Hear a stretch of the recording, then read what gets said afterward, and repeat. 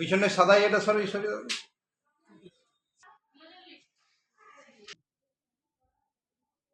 পড়ে গেছিল নাকি ছিল না শুধু উমরের হারের কথা বলছি। তোমার নাম কি? নাম কি? নাম বলো। হ্যাঁ বাড়ি কোথায়?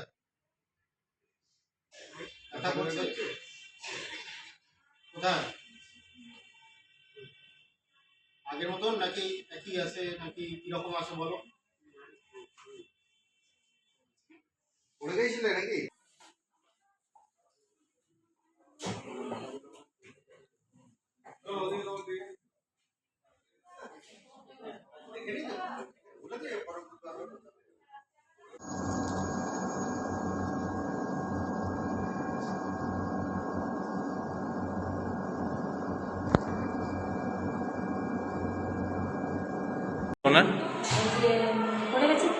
কোথায়? তারপর তারপর কি করলেন? কোথায়? আচ্ছা, তারপর তারপরে এক্সরে করলো, ফটো করলো, তারপরে বললো বিনা পয়সায়, কিন্তু যেগুলো যন্ত্রগুলো কিনেছি ওগুলো পয়সা দিয়ে কিনেছি, 9,000 টাকা 10 টাকা নিয়ে লেগেছে কিনতে।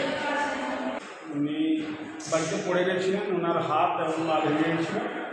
তারপরে আমি কলিকা হসপিটালে নিয়ে আসি এবং ডাক্তার এবং সমস্ত স্বাস্থ্যকর্মী আমাকে সাহায্য করেছেন এবং সুষ্ঠুভাবে সেবার জন্য আমার মা সুস্থ হয়েছেন। ওনার বয়সটা কিন্তু 96 বছর।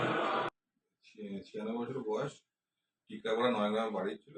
ওনার হচ্ছে আইটি ফ্র্যাকচার নিয়ে 22 তারিখ ডক্টর বিভাস আউটে দেখা। অনেক জায়গায় দেখি কেউ করতে যায়নি অপারেশন, আমরা অপারেশন করি। পেশেন্টের আগে ওল্ড সিভিএ, এমনি অনেক বয়স তো, এমনি জেনারেল কন্ডিশন খুব পুয়ার, সেই অবস্থা অপারেশন করা। এখন পেশেন্ট বেটার। সে কতটা ক্রিটিক্যাল ছিল? ক্রিটিক্যাল তো এভাবে বলা যায় না, বয়সটা তো খুব বড়, অনেক রিস্ক নিয়ে করতে হয়েছে, এটাই বড় ব্যাপার। ভ্রমণ সাহ একজন ভদ্রমহিলা, বয়স্ক ভদ্রমহিলা, ওনার ওই পায়ের ফ্র্যাকচার নিয়ে বাড়িতে পড়ে গিয়েছিল। পায়ে এবং হাতে দুটোই ফ্র্যাকচার হয়েছিল। বিভিন্ন জায়গায় ঘুরে তারা এখানে এসেছিল। তো 96 বছরে এই ধরনের অপারেশন একটা কমপ্লিকেশন হয়। তো আমরা ভর্তি রেখে ফিটনেস নিয়ে তারপর প্ল্যান করা হয়। অর্থোপেডিক এবং অ্যানাস্থেটিস্ট দুজনেই দেখে প্ল্যান করে সার্জারির জন্য, এবং পরে সাকসেসফুলি পায়ে সার্জারি করা হয়, হাতেরটাও ট্রিটমেন্ট করা হয়। পেশেন্ট এখন খুব ভালো আছে।